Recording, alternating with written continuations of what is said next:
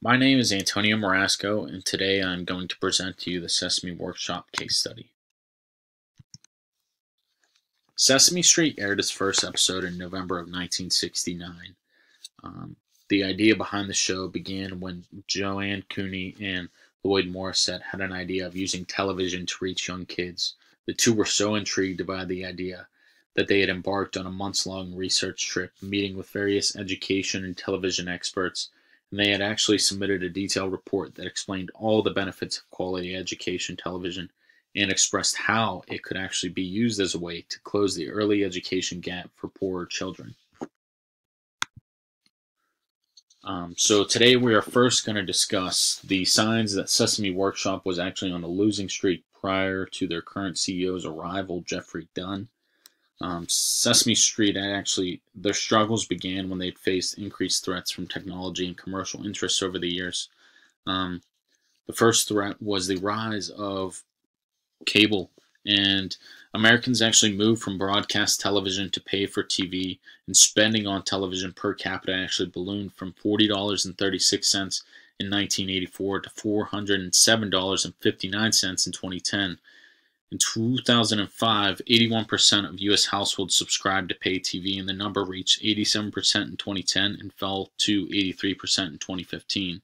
And while Sesame Street remained a reliable and trusted daily watch, pay television represented a new way of excitement and choice for kids. Their next threat was the technology advancements and the digital age that was up and coming.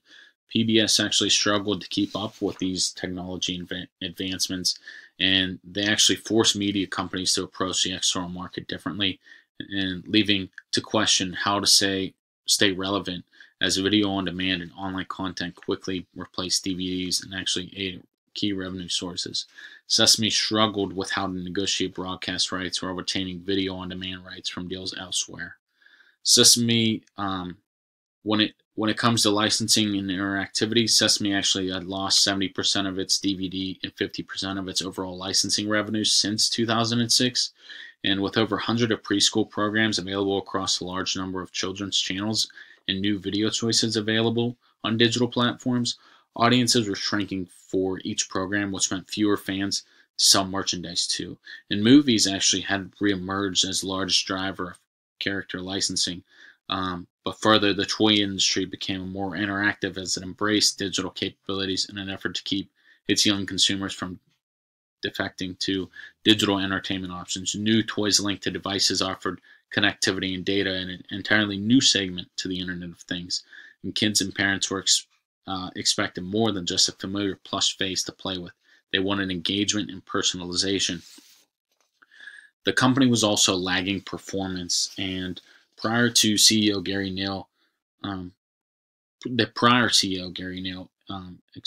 believed Sesame could make up lost revenues with its push from television content to education. So it wanted to be present in the classroom, and with the increase in competition from networks like Disney Junior and Nick Jr., Sesame actually eventually decreased their investment in schools and in new properties and decided to focus its development and production efforts solely on Sesame Street.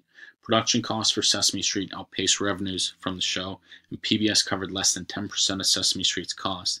And by 2013, Sesame ran $15 to $18 million deficits off the show alone.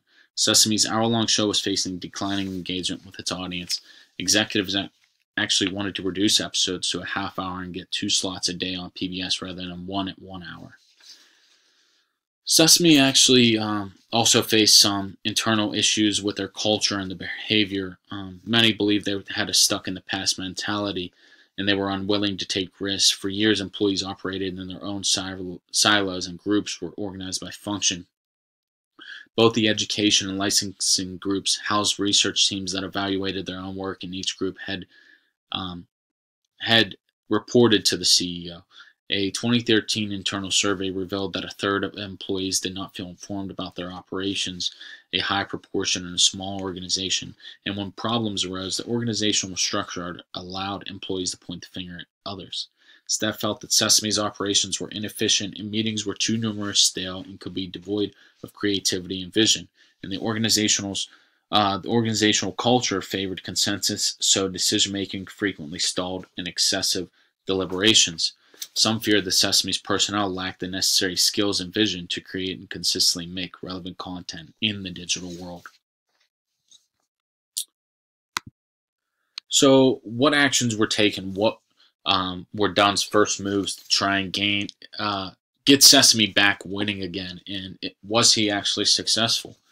Dunn was aware of Sesame Street's declining rating, its tenuous industry position, and the organization's insularity, as well as their financial difficulties before he actually stepped in.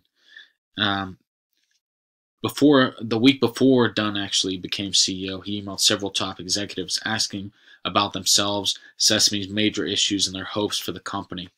Dunn actually had gathered information about the organization and its top leaders, opened up communication with Sesame staff during his first week, and he spent the first day as CEO with his operations team, Joanne Cooney, and outgoing CEO Mel Ming, and as well as new direct reports. And later in the week, he met more direct reports and visited Sesame's production studios, attended several meetings to plan for the quarterly Board of Trustees meeting, and met with Lloyd Morissette. Dunn also had brought in several new leaders from the for-profit world whom he knew and trusted. Dunn had reorganized Sesame into 2 business units, and the goal was to end functional silos whereby only the CEO could referee and decide to give responsibility to leaders who would control all aspects of the business. Steve Youngwood was chosen to oversee Sesame's media and education activities, and Sherry Weston was chosen to lead on Sesame's social impact and philanthropic work. Both organizational units would continue to share a common brand, mission, content, funding sources, operations, and metrics differed.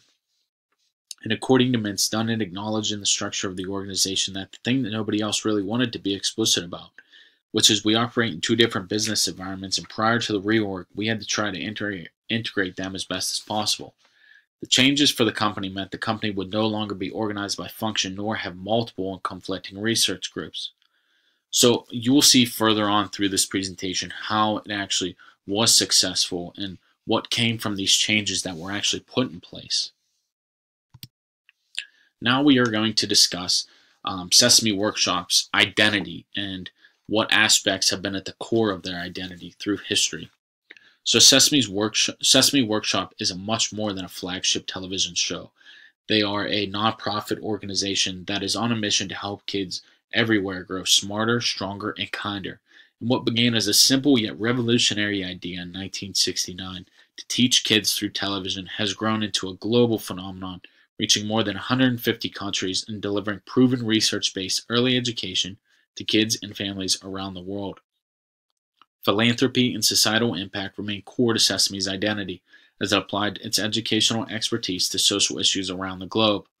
And the show effectively communicated with kids about countless issues such as diversity, Down syndrome, dealing with death, HIV and AIDS, Israeli and Palestinian relations, the September 11 attacks, Hurricane Katrina, and autism.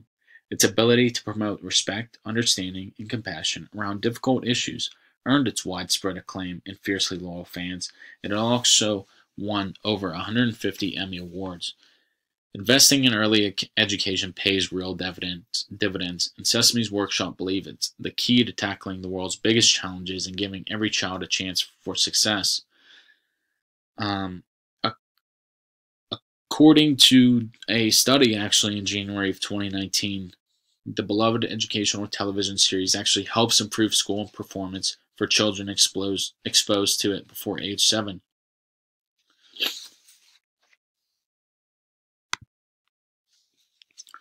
So what moves did Dunn make, and to what extent was he successful? So 2 of the big things that Dunn did was he changed the culture and he changed the operations of the business.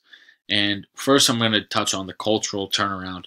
And so as Sesame's culture reflected a focus on mission, passion, and a passion for education, Dunn felt that the company's survival was at stake. So he stressed urgency, speed, and decisiveness. He also stressed the importance of market research to create informative decisions and increased accountability. He also stressed collaboration, communication as core values, and sought to eliminate excessive deliberation. 360-degree surveys were also instituted across the company to help gain feedback, and by the end of 2015, 90% of employees actually felt informed about the company. So, in regards to the operational turnaround, Dunn had felt that digital represented the future of educational technology. Digital offered the promise of personal engagement with each individual child or between children via social media. In the deal with HBO had actually grasped the importance of the fact that Sesame Workshop wanted to maintain creative control, and HBO saw a partnership with Sesame Street as an opportunity to increase their audience, since children's programming had not been a historical part of HBO's strategy. Dunn had also analyzed the innovation lab, in which he decided to close because of its lack of ability to produce a viable product. Instead, Sesame Street began to build partnerships with startups and leading technology companies. The relationships gave the company the ability to work with best digital innovation rather than doing things in-house. Sesame Street also created Sesame Ventures, and this was created to bring entrepreneurship and innovation back to Sesame Workshop. Later in 2016, the company formed a partnership with IBM Watson to couple cognitive computing technology with Sesame's early childhood education expertise to create a suite of interactive products. Sesame also launched Sesame Studios, which was a dedicated YouTube channel with digital content that was developed and produced strictly for it. In addition, Sesame formed a partnership with Teachstone, which is a company that offers teachers online professional development services and training. Sesame had seen great success as it credited their partnerships with HBO, Apple, and others, as well as their own marketing investments for increasing Sesame's unaided brand awareness from 32% to 48%.